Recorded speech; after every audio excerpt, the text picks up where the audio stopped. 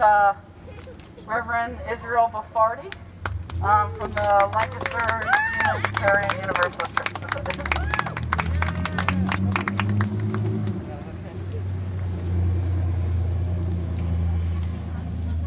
How y'all doing? Good. I'm here because I'm a person of faith, and my faith teaches me that every single person has inherent worth and dignity, and how we treat the least among us, we treat ourselves. Woo! So I invite you all to join me in the spirit of meditation and intentionality, known by some as prayer. Take a moment to breathe into this space of struggle and be aware of the powerful divine breath of life that moves in and through us as we engage in the struggle. The breath of life bringing our visions for a better, more just and loving world into our midst with each breath. Reminding us that not only are we hearts and minds today, but we are bodies. Each body, each person carries a sacred worth and dignity.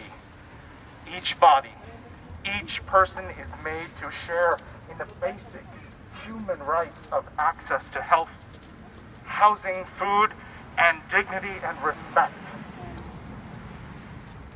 Yet we turn our hearts and minds today to this spirit of intentionality and prayer to remind ourselves that health, food, housing, and respect are basic rights that are systematically denied to those who need them the most.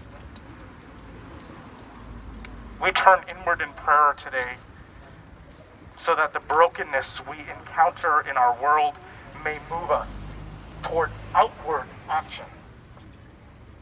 We seek the ancient and modern stories of the prophets like Micah, who said that the test of a just nation is how it treats its weakest members.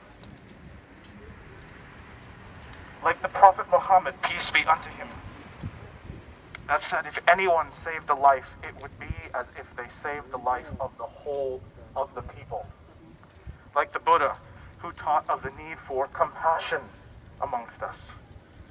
And like Audre Lorde, the prophet who said that I am not free while anyone is unfree, even when their shackles are very different from my own.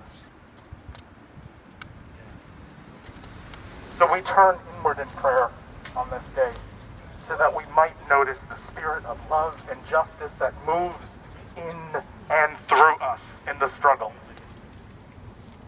The spirit that helps us to realize the power that rests in us, the community, the collective. May this time of intentionality fill us with the strength and the courage to continue to show up as one collective body and speak our truth to power, to call, to cry, to demand that those with power and privilege honor, respect, protect, and care for the least amongst us. The poor, the homeless, the hungry, the sick, the broken, the forgotten, the strangers in our land. May our cries rise up for those whose lives were prematurely extinguished.